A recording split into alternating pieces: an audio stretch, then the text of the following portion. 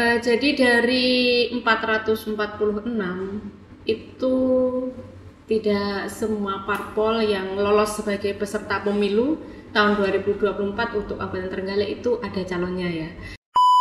Calon anggota DPRD Kabupaten Trenggalek yang akan berkontestasi di pemilu tahun 2024 khususnya untuk Dewan Perwakilan Rakyat Daerah di Kabupaten Trenggalek.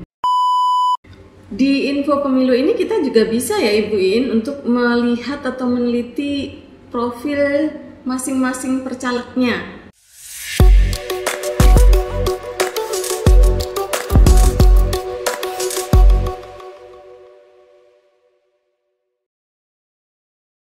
Assalamualaikum warahmatullahi wabarakatuh. Halo teman pemilih, kita berjumpa lagi di GUDE, Gudang Demokrasi, podcastnya KPU Kabupaten Trenggalek. Apa kabar Anda semua? Semoga selalu sehat dan semangat ya mengikuti info-info pemilu 2024. Dan senang sekali saya Yuyun, host GUDE kali ini. Hari ini kembali di studio GUDE, sudah kedatangan narasumber. Narasumber kita kali ini akan berkisah tentang daftar calon tetap di Trenggalek. Siapa beliau? Siapa lagi kalau bukan Ibu Istatiin Nafiah. Ini divisi paling cantik di KPU Kabupaten Trenggalek. Selamat siang Ibu Iin. Apa kabar Ibu Istatiin Nafiah, Ibu Iin? Alhamdulillah baik Mbak Yuyun, sehat walafiat. Ibu Iin, hari ini kita mau bertanya-tanya ini, mewakili teman pemilih di seantero Kabupaten Trenggalek tentang DCT. Apa itu DCT? Mungkin bisa digambarkan maknanya selain singkatannya.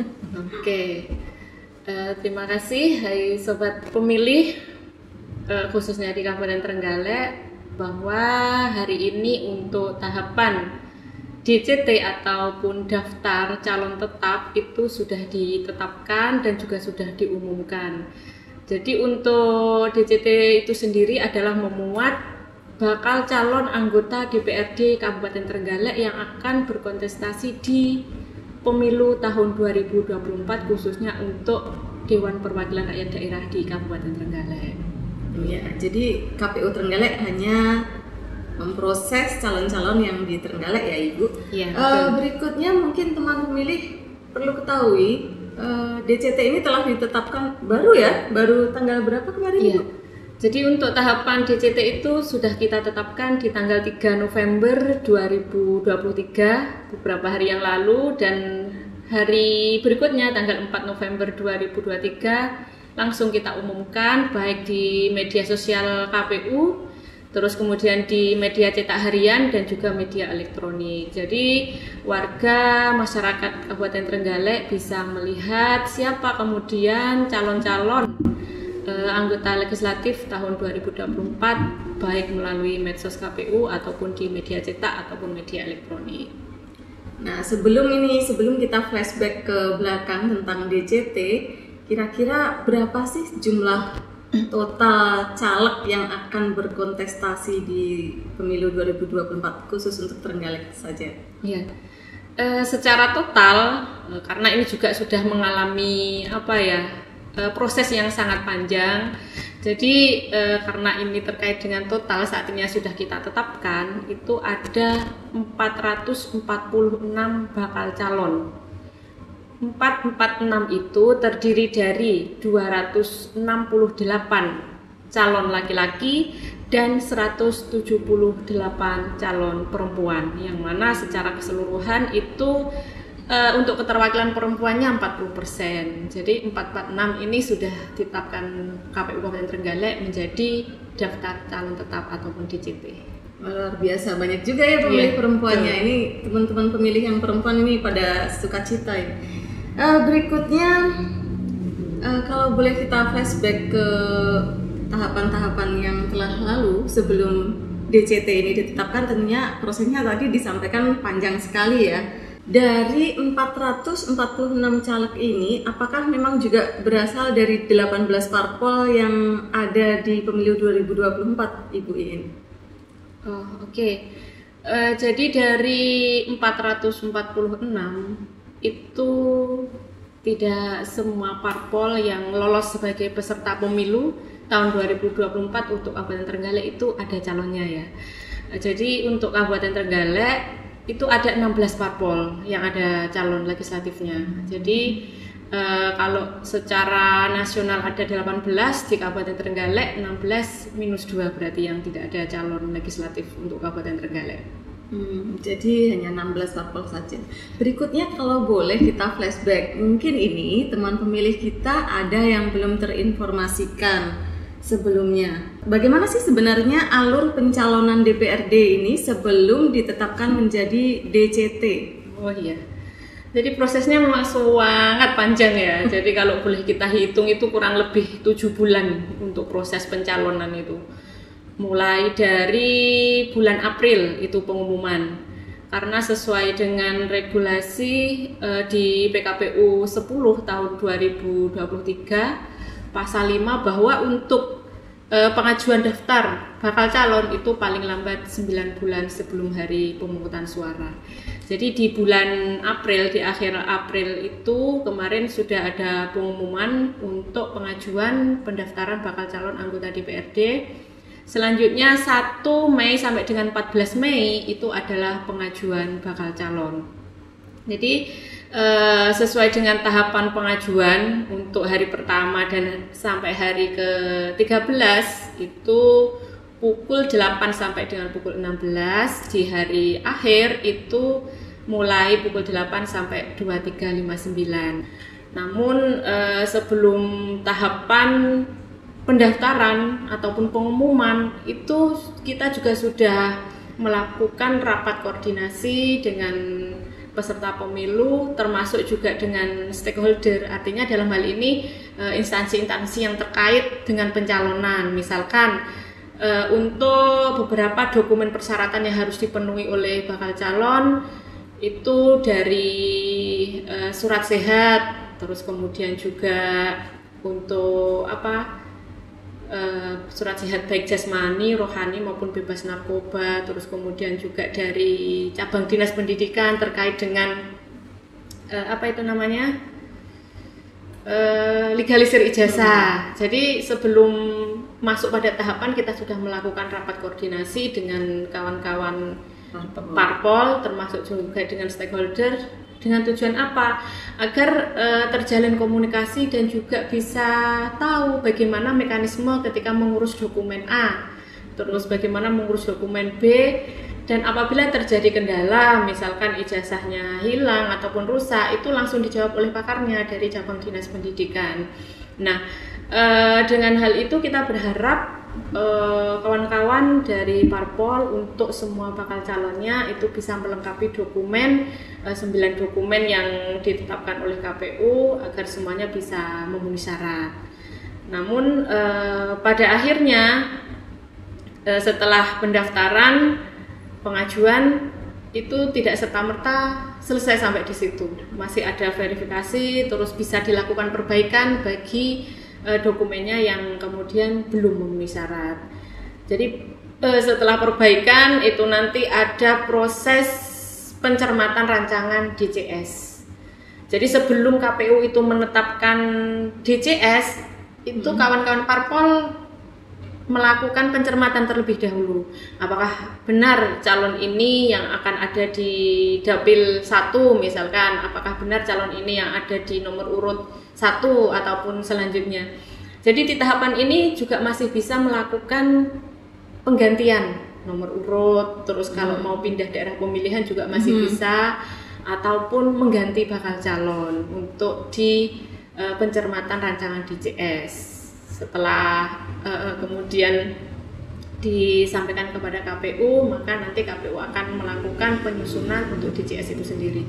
Dan DCS juga kita umumkan loh, kawan-kawan pemilih kemarin juga di tanggal 19 sampai 23 Agustus 2023. Ya, melalui media ya Ibu ya, waktu itu. Media sosial, terus juga media cetak harian dan juga media elektronik. Di masa pengumuman DCS ini ada ruang untuk kemudian masyarakat memberikan masukan dan tanggapan selama 10 hari sejak diumumkan berarti 19 Agustus sampai 28 Agustus. Nah, di situ ketika sudah melihat pengumuman, saya melihat calon ini kayaknya tidak punya ijazah dan sebagainya, itu bisa menyampaikan masukan dan tanggapannya baik secara online maupun offline langsung datang ke KPU. Namun selama 10 hari itu di Kabupaten Trenggalek tidak ada masukan dan juga tanggapan dari masyarakat. Jadi langsung kita proses untuk selanjutnya tahapan berikutnya. Mungkin teman pemilih juga pengen tahu nih, yang mendaftar menjadi caleg di KPU itu parpol atau calegnya sendiri nih daftar ke KPU? Oh iya. Jadi yang ke KPU adalah parpol atau bisa lewat LO ya, liaison officer. Iya, atau penghubungnya dari parpol untuk komunikasi kita yang di KPU dengan parpol itu melalui LO. Jadi kalau ada apa-apa informasi yang kita berikan dari KPU kepada calon itu kita melalui LO-nya itu sendiri. Termasuk juga ini Mbak ya, secara jumlah mungkin teman pemilih itu tanya, loh kemarin DCS-nya yang diumumkan sejumlah sekian, ternyata DCT kok berkurang kan, seperti itu. Kalau ada yang mengamati ya, kalau ada yang jeli berkurang itu. Banyak ini Bu ya, dari DCS ke DCT. Jadi sebenarnya tidak banyak, hanya berkurang 3 saja. Jadi awal untuk DCS ya itu sejumlah 449. Untuk DCT-nya 446, berarti kan berkurang 3. Nomor cantik terus ya dari tadi. 3 bakal calon yang kemudian tidak diajukan lagi di masa pencermatan DCT.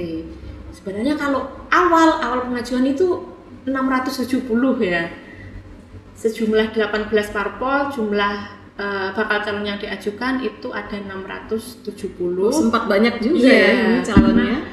Memaksimalkan jumlah kursi ya yang ada di Kabupaten Trenggalek. Jadi paling tidak setiap parpol itu kemarin pengajuannya 45. Karena sesuai ketentuan kan maksimal pengajuan bakal calon adalah sejumlah kursi. Jadi masing-masing kursi itu jumlah bakal calonnya juga maksimal jumlah kursi itu. Misalkan di Dapil 1 kan Trenggalek 1 dengan 9 kursi, berarti jumlah bakal calonnya maksimal 9 yang harus diajukan. Jadi mengalami penurunan secara jumlah, mulai 670 ya, terus 449, baru di DCT yang sudah kita tetapkan sejumlah 446. Jadi sangat panjang ya prosesnya, hampir 7 bulan lah kurang panjang lebih. Dan melelahkan, tapi tidak apa-apa, semuanya demi teman pemilih. Iya, betul. Karena KPU melayani. Betul, tagline-nya kita adalah melayani dengan sepenuh hati. Jadi meskipun sampai 2359 belum ada yang mengajukan, juga kita tetap menunggu dengan setia ya. Jadi selanjutnya ini Bu, kursi sudah disebutkan tadi, ada 45 kursi di Kabupaten Trenggalek. Kemudian calonnya ada 446 yang tersebar di dapil-dapil ya. Dapil kita ada 6. Nah, untuk dapil nanti mungkin bisa dikulik di lain waktu ya teman pemilih, yang mana penggawanya juga tetap Ibu Istati Inafia selaku Divisi Teknis Penyelenggaraan. Nah sekarang Ibu, apakah ada ini ruang atau tempat bagi teman pemilih kita di seantero Kabupaten Trenggalek untuk melihat, meneliti siapa sih calonku di dapilku ini, di mana itu kira-kira? Oke, jadi ini juga sangat mudah ya, sangat dipermudah terkait dengan mengetahui bakal calonnya atau calon legislatif siapa di dapil saya kan, seperti itu. Jadi kemudian kan semua orangnya juga sudah pegang HP semua ya, sudah melek IT. Jadi kalau kemudian kemarin mungkin belum sempat melihat koran ataupun belum sempat mendengarkan siaran radio di tanggal 4 November kemarin, tepatnya untuk waktu pengumuman DCT, ini bisa melihat di medsosnya KPU Kabupaten Trenggalek. Atau ini kalau khusus Kabupaten Trenggalek ya, kalau misalkan mau melihat calon secara keseluruhan itu pun juga bisa dengan cara di linknya KPU infopemilu.go.id. infopemilu.go.id. Ya, jadi di situ ada submenu yaitu tahapan pemilu. Terus kemudian di situ memilih pencalonan yang sudah DCT ya, DCT. Terus kemudian nama daerah pemilihan, misalkan kalau kita Trenggalek 1, itu langsung sudah muncul nama, foto, terus kemudian profil, itu sudah lengkap. Jadi kalau kemudian misalkan mau mencari calon yang di luar Kabupaten Trenggalek, itu tinggal input misalkan daerah Tulungagung ya, Tulungagung 1, itu juga di situ langsung muncul ada profilnya, baik nama, foto, terus kemudian latar belakang, di situ juga sudah lengkap. Jadi semuanya bisa mengakses. Termasuk juga calon, misalkan calon DPRD provinsi di dapil kita, terus kemudian calon DPR maupun calon DPD di Provinsi Jawa Timur, semuanya bisa diakses di infopemilu.go.id. Semuanya lengkap di situ ya. Di info pemilu ini kita juga bisa ya Ibu In untuk melihat atau meneliti profil masing-masing percalegnya. Iya. Jadi di info pemilu itu ketika sudah mengeklik nama daerah pemilihan, muncul nama bakal calon, itu juga kita bisa melihat profilnya, profil lengkapnya di situ. Jadi kawan-kawan pemilih bisa mempelajari. Termasuk nanti ini ya Mbak Yuyun, ketika sudah masuk pada tahapan kampanye. Jadi 25 hari setelah ditetapkannya DCT di 3 November, berarti 25 harinya kan tanggal 28 nih. 28 November nanti sudah mulai tahapan kampanye. Nah, di situ teman pemilih juga bisa mempelajari visi misi dari masing-masing bakal calon, terutama di dapilnya. Oh, ternyata visi misinya seperti ini. Oh, ini visi misinya seperti itu. Jadi di samping menjadi pemilih yang datang ke TPS di tanggal 14 Februari 2024 juga menjadi pemilih yang cerdas dengan kemudian melihat profil lengkapnya, kemudian visi misinya yang sesuai dengan hati nuraninya. Karena nanti ketika tanggal 14 Februari 2024 memang yang dipilih itu sesuai dengan hati nuraninya masing-masing. Wah, menarik sekali karena sebelumnya selama ini beberapa pemilih mungkin kebingungan di mana saya mencari informasi yang terpercaya tentang profil-profil caleg kita. Jadi kira-kira seperti itulah teman pemilih. Sudah ada akses ke web yang secara lengkap, bisa teman-teman pemilih lihat sendiri nanti. Nah, berikutnya ini saya lihat Ibu ini masih sibuk banget ini. Selanjutnya tahapannya apa kira-kira? Iya. Jadi setelah ditetapkannya DCT ini ya Mbak Yuyun, kita kan kemarin sudah membuat spesimen surat suara. Jadi bakal calon yang sudah ditetapkan di DCT itu sejumlah 446 di masing-masing daerah pemilihan itu sama KPU RI melalui Pusdatin sudah diinput di spesimen surat suara. Jadi kemudian kita lakukan profil dengan parpol kemarin, kita sandingkan dengan DCT yang sudah ditetapkan, itu apakah sudah sesuai ya? Karena kita perlu meneliti nih gelar, nama, nomor urut, apakah sudah sesuai dengan yang diajukan parpol di tahapan akhir kemarin pencermatan DCT, dan alhamdulillah semuanya sudah sesuai. Jadi kemudian kita bersama parpol, bersama KPU sudah approval desain surat suara itu, dan termasuk menuangkan di berita acara bahwa kita sudah menyepakati terkait dengan nama-nama, termasuk juga gelar, spasi juga kita perhatikan sangat-sangat jeli. Ini nama ini sesuai KTP ya, bukan nama panggilan atau nama tenar. Nama sesuai KTP, berikut dokumen yang diunggah kalau ada gelar yang mau dipakai. Itu sudah kita lakukan pencermatan, termasuk ini untuk surat suara yang sesungguhnya. Itu kemarin kita di KPU RI juga sudah megang ya. Jadi ukurannya itu 62 kali 82 cm, kurang lebih seukuran koran kalau dibuka lebar itu ya, 62 kali 82 ya.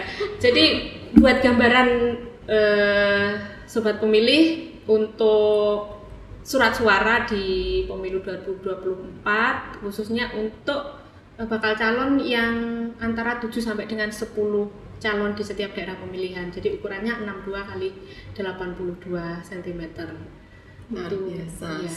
Surat suara juga sudah diproses mulai dari sekarang. Approvalnya sudah selesai ya, bersama dengan KPU RI.